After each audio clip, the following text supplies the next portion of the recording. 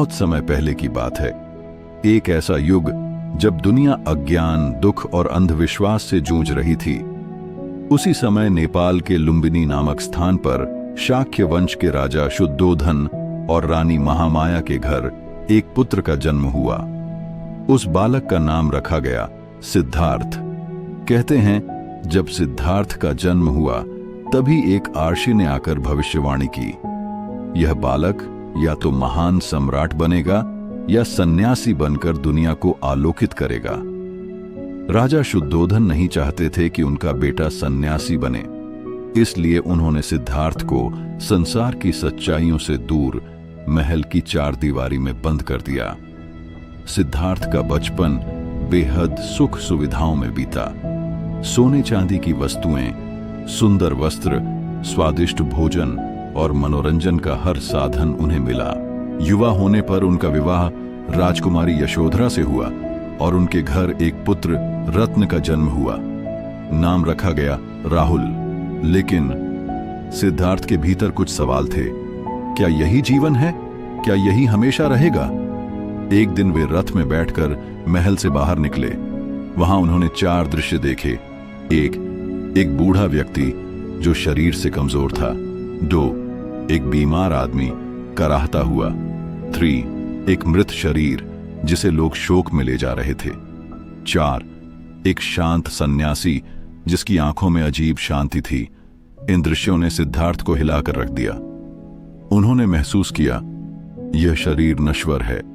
जो आज जवान है वह कल बूढ़ा होगा, जो स्वस्थ है वह बीमार होगा, और अंत में सबकी मंजिल मृत्यु है। लेकिन क्या मृत्यु ही अंत है? क्या जीवन का कोई गहरा अर्थ नहीं? इन्हीं सवालों ने उन्हें भीतर तक जगा दिया।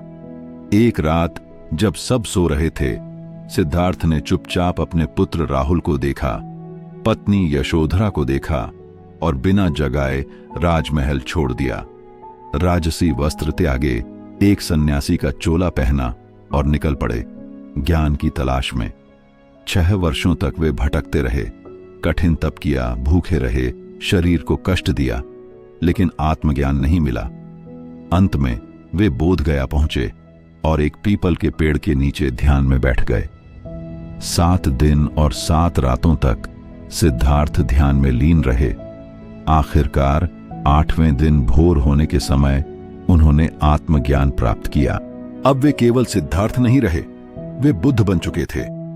बुद्ध अर्थात जिसने सत्य को जान लिया हो, जो जाग गया हो। उन्हें समझ आ गया कि दुख क्यों है और उससे मुक्ति कैसे पाई जा सकती है। उन्होंने जाना कि जीवन में 4 महान सत्य हैं। 1, जीवन में दुख है। 2, दुख का कारण है तृष्णा। 3, दुख का अंत संभव है। 4, और दुख के अंत का एक मार्ग है, अष्टांगिक मार्ग। यह मार्ग था सम्यक दृष्टि, सम्यक संकल्प, सम्यक वाणी, सम्यक कर्म, सम्यक जीविका, सम्यक प्रयास, सम्यक स्मृति और सम्यक समाधि। बुद्ध ने इस ज्ञान को अपने तक सीमित नहीं रखा। उन्होंने निःस्वार्थ भाव से चलना शुरू किया। गांव-गांव, नगर-नगर उन्होंने राजा से लेकर भिक्षु, स्त्री से लेकर दास तक सभी को सिखाया कि दुख से मुक्ति कैसे संभव है। बुद्ध ने जात पात, अमीरी गरीबी, ऊंच नीच सभी भेद मिटा दिए। उन्होंने करुणा, अहिंसा और ध्यान की शिक्षा दी। उन्होंने कहा, अपने दीपक स्वयं बनो, सत्य की खोज खुद करो। उनकी बातें सरल थीं, लेकिन जीवन को बदल देने वाली थीं। हजारों लोग उनके शिष्य बने। उनके प्रमुख शिष्य थे आनंद, सारिपुत्र, मौदगल्यायन, महाकश्यप और भी बहुत से।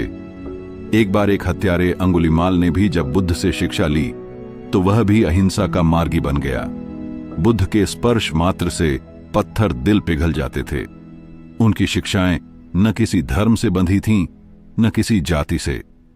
वे मानवता के लिए थीं, पूरी मानवता के लिए। वे सिर्फ भारत के ही नहीं, दुनिया के सबसे बड़े आध्यात्मिक मार्गदर्शक बने। समय बीतता गया और एक दिन जब वे 80 वर्ष के हुए, कुशीनगर में एक सालवन में उन्होंने अपने अंतिम उपदेश दिए और शांति से महापरिनिर्वाण को प्राप्त हुए। उनकी अंतिम वाणी थी, हे भिक्षुओं, जो भी संगठित है वह नष्ट होगा, इसलिए सजग रहो, प्रयासरत रहो। आज भी बुद्ध जीवित हैं, उनकी बातों में, उनके विचारों में।